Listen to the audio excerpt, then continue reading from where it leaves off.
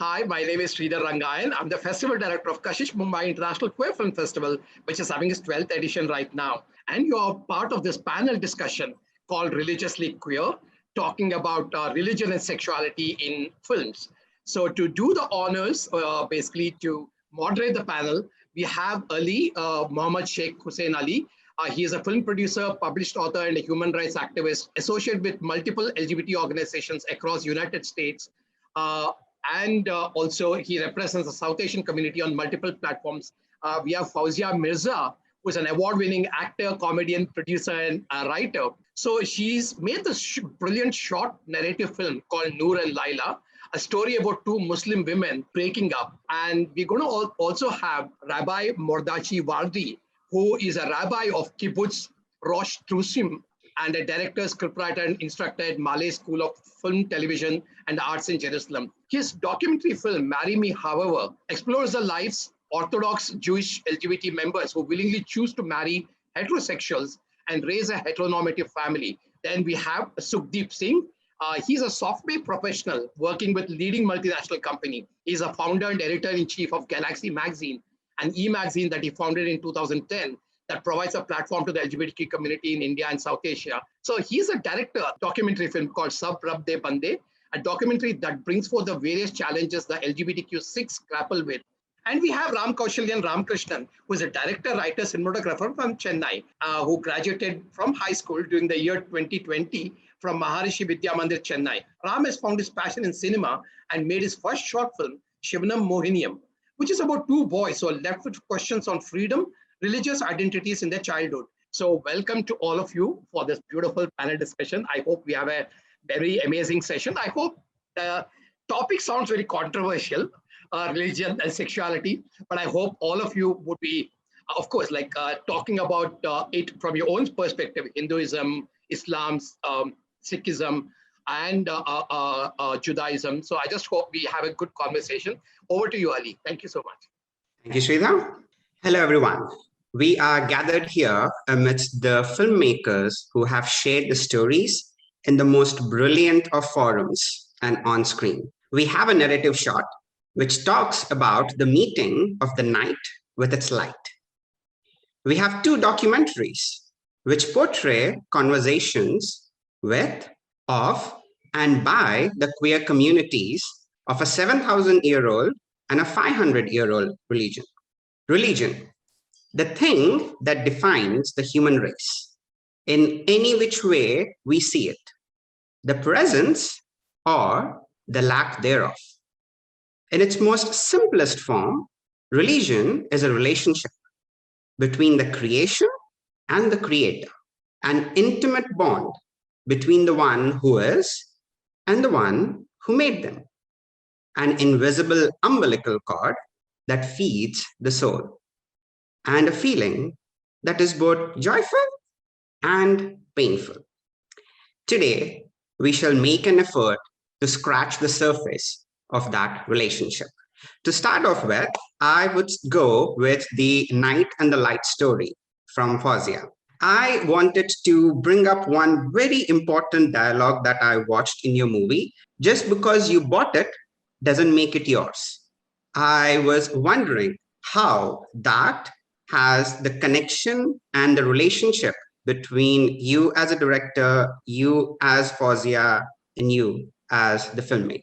Wow, I love that you picked up on that line. Just because you bought it doesn't make it yours. You know, Noor and Lyla in general is very much a film for me about reclaiming ritual through queer Muslim love and romance and joy, aspirational joy and triumph. You know, is deeply influenced by my own experiences of love and romance, both aspirational and current in my marriage to my wife. You know, when I think about relationships, having gone through many iterations of different relationships that have influenced me, some positive experiences, some not as positive, all of them lessons and learning. One thing that I have been impacted by is the idea of this, you know, often people enter relationships and one person is maybe has more money, one person doesn't have as much, one person, is into this thing, the other person is into something else. And so it's both balanced and often different sides of a spectrum potentially. And that idea to me has stuck, that sometimes somebody who has more wealth or someone who owns more thinks that then they have done more for the other person, or they give more than the other person. And in many ways, that line is a bit of an homage to that moment or that experience in relationships where, and a bit of a metaphor that just because you bought this shirt or this pair of pants doesn't mean you own that pair of pants, but obviously it's also more, and it's a metaphor for, you don't own me. Just because you own this house doesn't mean you own me, doesn't mean I owe you more than you owe me. And ultimately the point of relationship is love and respect, mutual respect, any relationship. And that for me is a lesson that I actually don't believe in unconditional love unless you're talking about a baby. To me, the condition of love is respect. And that goes for any relationship. You brought a very important point regarding the relationship that we have with especially our loved ones. Sukhdeep, I have known you since my time on the Tricone magazine, and we had exchanged emails at that time. You talk about the Anant Karaj in the story and how it affects and it's sometimes considered one of the epitomes of the religion. You marry because you need to procreate. You marry because you need to go forward. The narrator talks about this, where the book actually talks the union of two souls, and souls are genderless. In your opinion, how has that affected, connected, and caused the overall journey so far? So within Sikhism, our souls are considered genderless.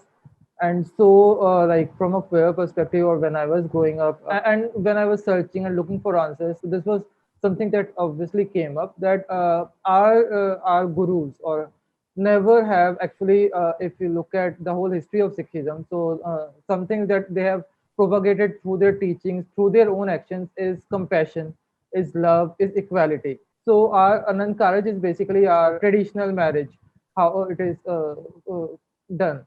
So during that marriage ceremony, we have these shabads that are read out, and those shabads. So those are broadly speaking. So those basically talk about the, and they are not about a man marrying a woman, but they are about your soul marrying the God. The soul is referred to as a female soul, and for God it is referred to as a male soul. So this is a very important, I would say, aspect of how I look at life, because for a religion that is basically silent about, or I would say is silent about, on the topic of homosexuality, does not condemn it, neither says anything outrightly about it.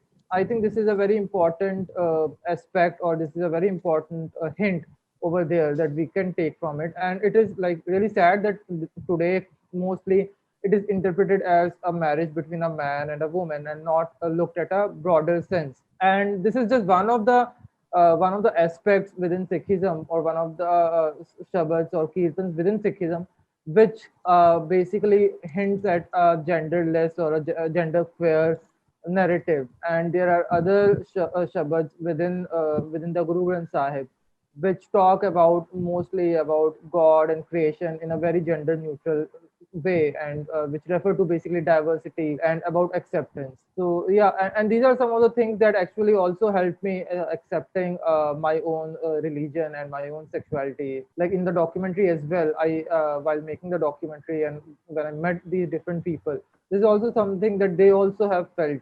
And this is a very key aspect of it, rather, because of which I think many queer Sikhs do not feel so alienated from their religion. Thank you. That's beautiful. That actually, I watched the other one right after I watched this documentary. So, Rabbi, as a matter of fact, in my own personal journey, when I was trying to find out the world and figuring it out, Torah was one of the book that I read end to end, trying to figure out who am I, what am I, where am I. One part that kind of both resonated as well as questioned, where one of the rabbis says that they don't even want to respect the word homosexuality. They don't want to give it the stance that it's not supposed to have. How do you think has that caused the internalization of the whole feeling and moving forward with all of that? Yes, well, really, being a religious Jew as an LGBT is a big conflict. And I can say that most of the LGBT religious guys or gays or lesbians I met, they all considered suicide because it was very hard for them. That's why I thought that this film is, it can save lives. And between the rabbis, between the religious leaders in the Judaism, they are not agreed about the main question. Is homosexuality a kind of identity, or is it just a bad desire that you have to overcome? So that's why this rabbi does not want to use even the word homosexual, because he thinks that when he used this word, he actually give acceptance that this is a kind of identity, and he doesn't want to give them homosexuality as identity. They mainly would like to say, go and have a good therapy and get married to a woman. So it's really hard, and this is a big question in the Jewish community, because this raises the question: is the Torah relevant to our days? You know, even someone who is not LGBT, he think if the rabbis cannot recognize these people, that they have a different identity, they cannot accept them. So maybe the Torah, maybe our religious is not relevant. And in the other side, there is the homophobia. It's come in different ways, in different languages. And one of the languages of homophobia is to say there is no such a thing. It's not an identity. It's just something that you have to overcome. Very, very interesting. That definitely brings up a lot of the past and the difficult times and the situations that bring up. At the beginning of this conversation, I referred to religion in its simplest form as a relationship that we have between the creation and the creator. One of the creations that in the Hindu mythology happens to be that of a demon slayer god who was created when a man transforms into a woman for the sole purpose of procreating and then giving birth to this demon slayer. And Ram, in your own journey, in your own experience, how you came to realize, find out, and figure out the whole story behind the transformation. And when people say that it is not a possibility, where there is a possibility in the very books they hold divine and the very stories they hold godly.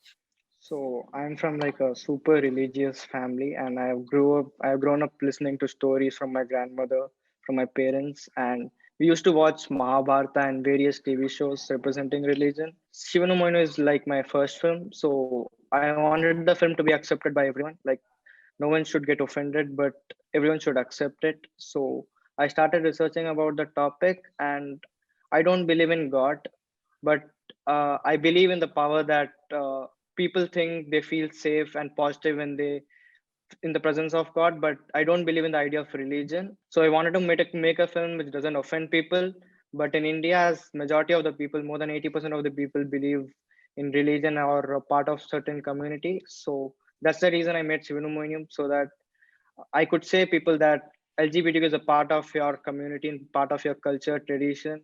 There's no bad in accepting it.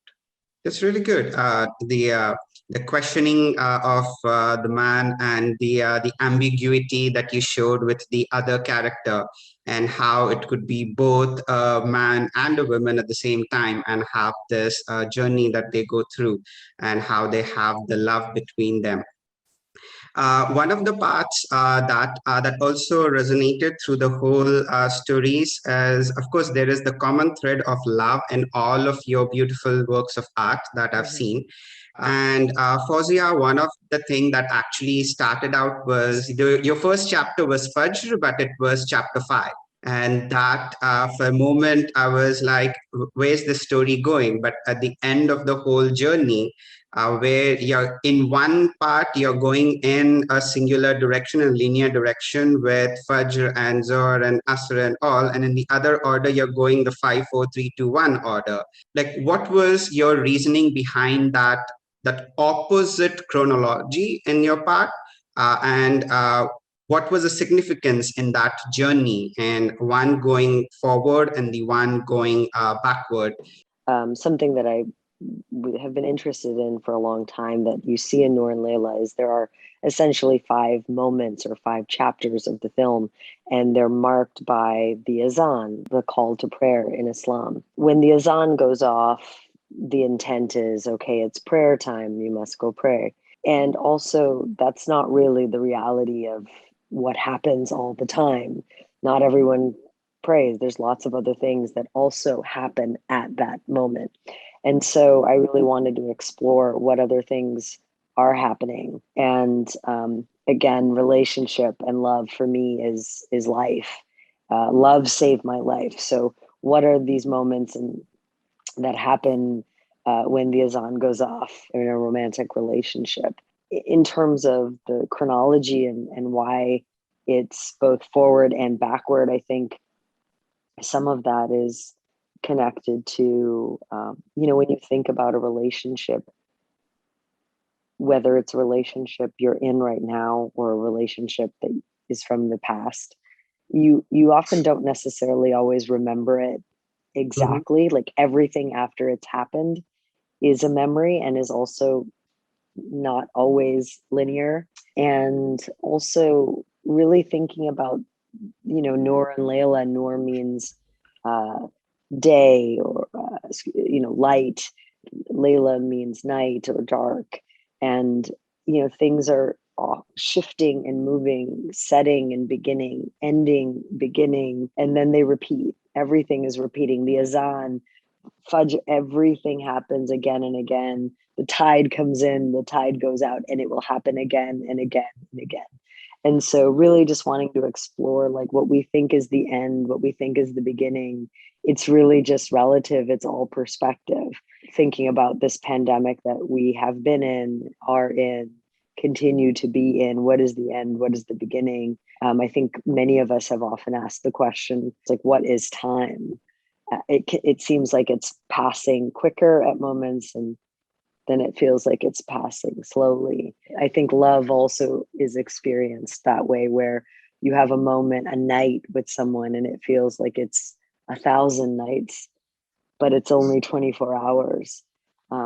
Whereas sometimes it goes by so fast and we wonder what happened.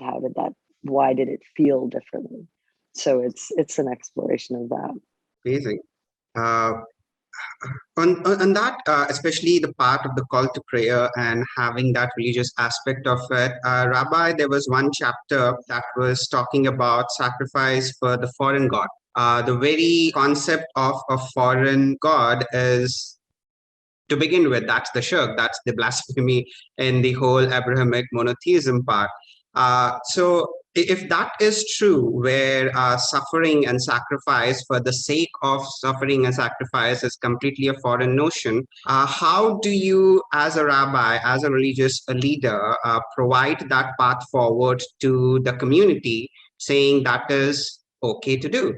We have to say clearly that religious does not uh, ask for someone to deny himself and to sacrifice himself, because sometimes young LGBT religious boys think that what is expected from them is to be alone for all their life, not to make any connection, not with the man, not with the woman, just sacrifice themselves. Or they may think that the Torah demands them to go against their identity and go and marry a woman and deny what they are. So I think this is very important to say that the religious, that God wants the good for you.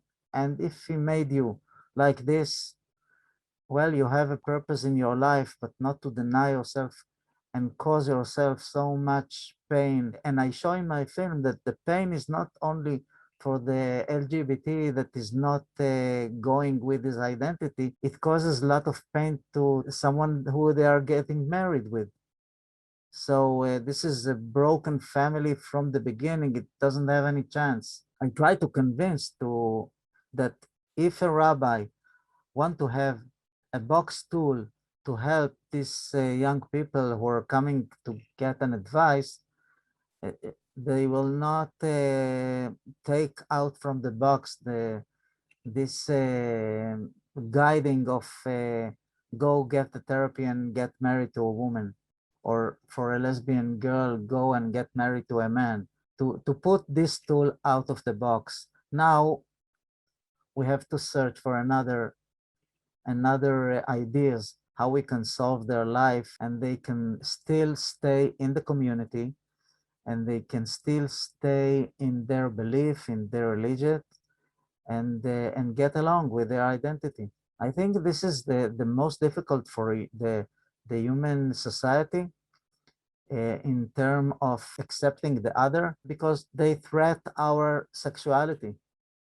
So this is the most painful, the most deep place where we want to defend ourselves, and we say there is no such a thing. So I think if we learn to accept the LGBT, we will not have war, and we can accept any culture can accept the other culture. Absolutely. Very beautifully portrayed. That actually brings me to this point of when we talk about accepting others and accepting other parts, the most important thing that comes up is service towards other people and not discriminating them at all. Sukhdeep, one of the tenets of Sikhism is service. Seva is basically big in all of the tenets part. Like, how do you reconcile with the concept of service to others without any form of discrimination, and at the same time denying service on somebody's like the orientation that they were born with? Yes, I think this is a huge contradiction within, I mean, Sikh people, homophobic Sikh people, or the Sikh clergy over here. And you very rightly pointed it out, in fact. So the way they justify is that there will not be any discrimination. I mean, you can go to the gurdwaras and you can take part in the services, whatever religious service is there. But when it comes to marriages, current Sikh leaders, they take a huge issue. They have a huge issue with it. In fact, to the point that they have, in fact, given out edicts when Canada was in fact about to legalize same-sex marriage. So they specifically, and this is a couple of years back, they specifically directed gurdwaras across the world not to solemnize any marriages according to the Sikh marriage ceremony. And despite that, I mean, I'll say Sikh queer Sikh people are reclaiming the our own religion, I'll say, in various aspects, because very recently there has been a marriage that was performed in the US, which was done as a complete Sikh marriage ceremony with Anand Karaj, and that has in fact ignited a huge debate and caused quite a furor over here. So yeah, I think it's important that Sikh people try and reclaim like their own religion like this, and this is a very you very rightly pointed out that for a religion which emphasizes on non-discrimination by, and it's like weird ways in which these our religious leaders are in fact discriminating LGBTQ people. Looks like one of the themes that we are coming across is whether it's Islam or Judaism or Sikhism, or for that matter, any other religion, including Hinduism. The religion itself, by its teachings, by its portrayals, by its stories, by its epics, legends, and what have you, have never taught, nor do they ever teach any form of anger, discrimination, or throwing people out, or ostracizing people, or and Ram, in your very movie, you actually dig into the fact and the very crux of the discussion of how a transformation from like a gender is immaterial when it comes to basically finding loopholes and killing demons. Religion, as such, is not inherently at problem. It is the so-called religious owners or the keepers of the keys of these so-called traditions, so-called religions. They are the ones who are causing the major upheaval. What do you have to say on that one? So my film came from the anger over religion, the contemporary religion, because the scriptures and manuscripts and the books, Bhagavad Gita, Quran, everything was written like centuries ago. And the thing is, people are still believing that this thing could be still justified in the present world. I spend most of my time in my grandma's village, and I see a lot of caste discrimination here. And during menstruation period, my mom isn't allowed inside the home. We are always taught stories about wars in religions most of the time. So so my anger was, if we are like believing in all these things and glorifying all these things through, and even our politicians, most in India there are a lot of religious and cultural wars which goes on in the name of God. So my question was, if we are still believing in these type of things, wars, riots, and everything, why can't we believe in the idea of love and LGBTQ marriage? Great point. You actually brought up that sentence that I wouldn't say is the first time I heard, that all of these books have been written centuries ago, or for that matter, I would say millennia ago. Rabbi, with your knowledge and expertise and understanding of the religion, and this is Ram, the next generation, the generation that is upcoming, that is going to be the future of our community, our world. What would you counter and provide an answer to a person like Ram? I think that we're in the middle of a kind of revolution, because now many years nobody was talking about it, and now this issue is raising up. I think that we have to make a very hard homework, and I think the solution is that rabbis will meet religious LGBTQ people and talk together, because there is a lot of ignorance to understand who are these people, what they feel, what their existence. I started uh, to be a part of this kind of conversation. So until now, we are underground, rabbis and LGBTQ meeting and not coming up to public. And we're starting to negotiate and to understand each other and to learn what I think we don't have still until now. We don't have the answers. I think that the answer will come only with meeting. And when we meet together, we start to establish a new language that we can talk together and to understand each other. And from then, I think they will grow the answers. So, Khadeep, the documentary talks about how the journey of one person, where the India's version of the conversion therapy, of which literally included rape and the addiction camp and all of that. Ram's point came up that his whole movie was created because of the anger towards organized religion. How have you reconciled your religion with your belief system as well as your identity? So I'll say I went through different phases in my own journey. So there was one phase where I was, yes, really angry at religion. To be honest, I'm more of an atheist. But then we also grow up in a very religious environment, religious society, and whether we like it or not, religion does play a part in our life, and it kind of molds us into the person that we are. We might reject certain aspects of it, but our thinking, the way we, grow up to be, many aspects of our lives are influenced by religion, because we don't really have a say in it while we are a child. From the anger and rejection, the next phase, I did realize that while I may not while I may come to a point where I say, oh, we don't really care about, one should not care about what religion says, and one should believe in science and their own identity.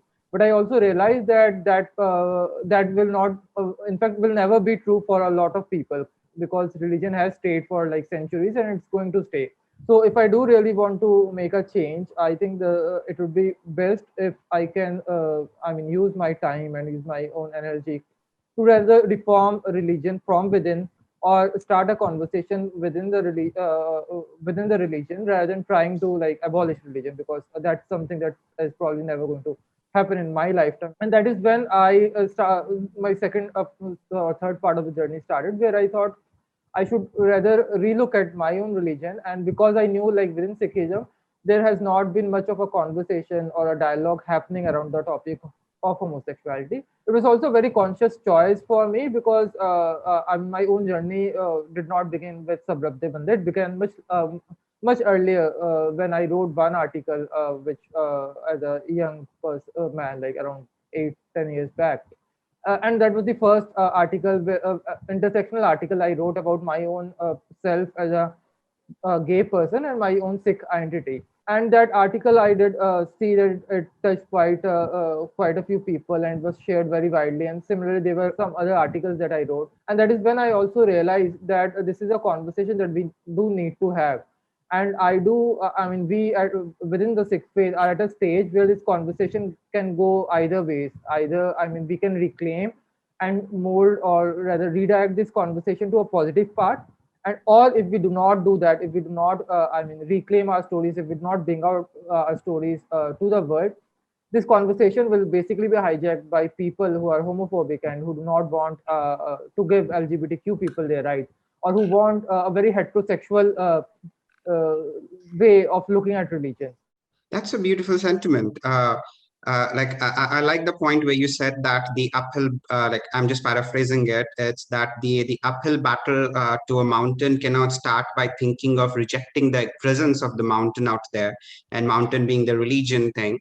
And FAWZIA, one thing that actually was pretty interesting, I might say, is the fact that the call for prayer, azan, is in the most orthodox way of saying it, can only be called by a man with a beard facing towards Qibla. And then I was pleasantly surprised when the very first azan that comes up, it is by Khan, and it was a beautiful rendition by women.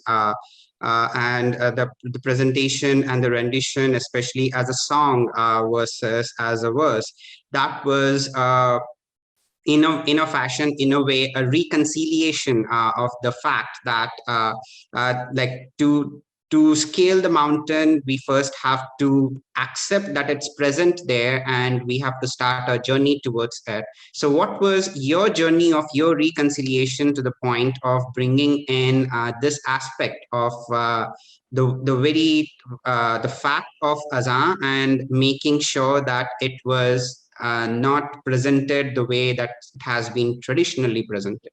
The world we're living in 2021 is very recent. And when you think of queer and trans and non-binary people, we are not recent, we are ancient. We are the most ancient of humans. You know, trans people in South Asia were powerful humans until we were colonized. So I think really rooting ourselves in our ancientness is really important as we move forward and find ourselves and find joy and happiness and love. This film, Noor and Lyla, is very much about reclaiming ritual, about reclaiming love and henna traditions, and reclaiming the stories of jinn and the surahs in the Quran. And one of those reclamations is the azan. women or people who have a uterus or a cervix who can give birth have often been, in recent times relegated to, you can't pray, you're not allowed, you can't enter a mosque, or you can't enter the gurdwara, or you can't do all of these things, or you're considered weaker, or you're considered crazy when you have a period, like all of these things. And it's like, wait a minute, people who have a uterus and a cervix can give life, are literally incubating life in their bodies. Creation is happening inside of a body. And you think this being is weaker? How is that possible? And so really it's about reframing what's been taught to us to make us think we are less than, to make us remember we're not less than. That's just a story that was told to us, that was somehow told to someone who told us that, who was told before them. But really, if you go back, if you really go to like ancientness, queer and trans people, women, like people with a, like these folks were in a certain elevated space in society, but then all these other things started happening to kind of shift that.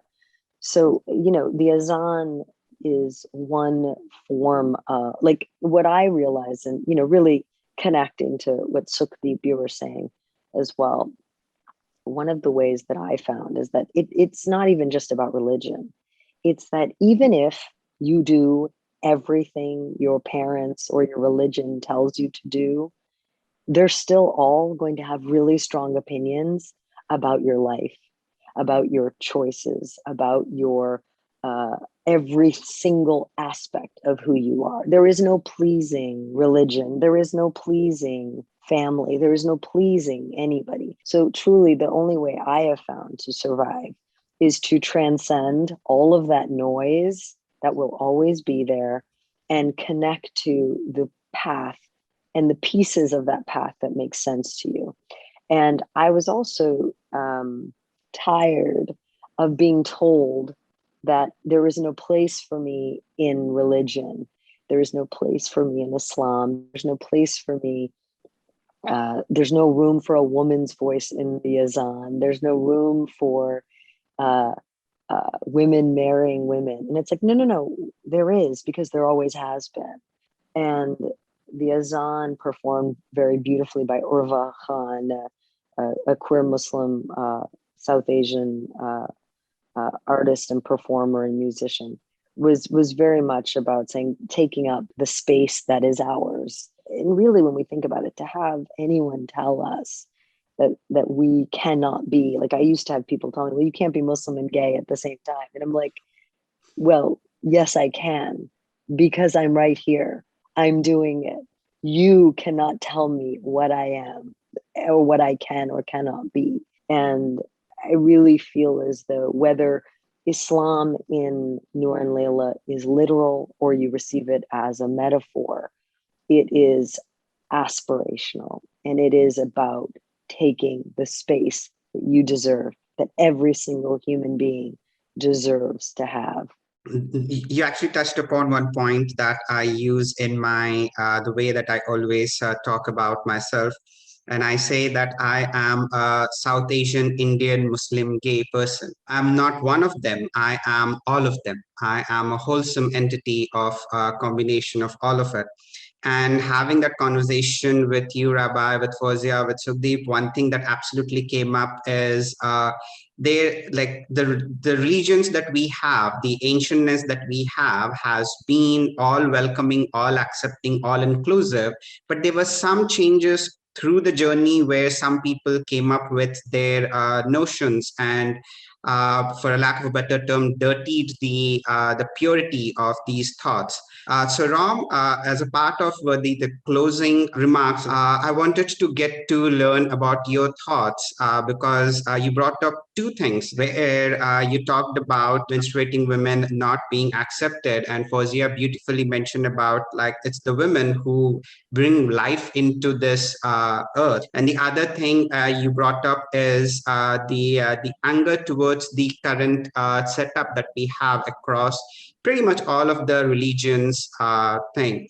So I wanted to get your remarks based upon what all you have heard from everybody's journey. So the problem that I feel with my generation is with the increase of, social media and everything.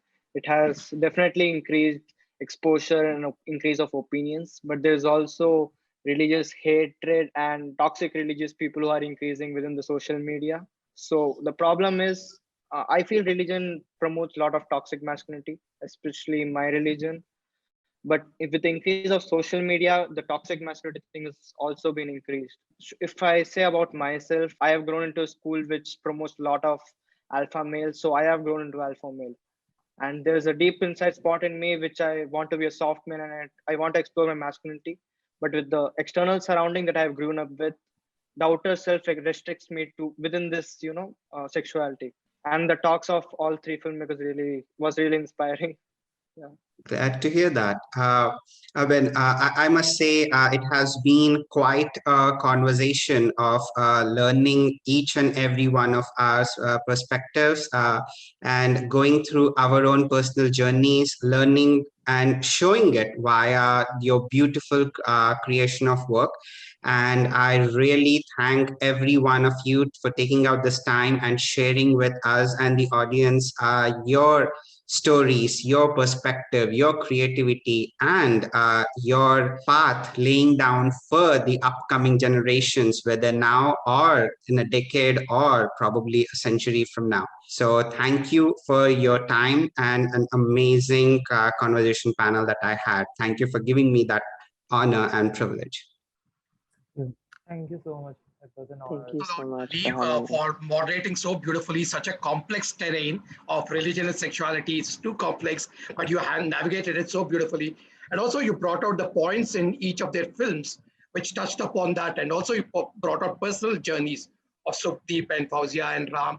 I think you did a great job. Thank you for that. And thank you, Rabbi Vardi, for being part of this panel and sharing your thoughts. Thank you, FAWZIA, Sukhdeep, and Ram, for being part of this panel. And wish you best of luck with your movies. I hope they go a long way in transforming lives across the world. And thank you. And please put your comments in the comments box here. You can ask questions for Rabbi Vardi, FAWZIA, Sukhdeep, and Ram about their films or views about religion, sexuality, or even ask Ali. So put your comment here in the comment box, and I'll make sure they see that and answer. Thanks a lot for this.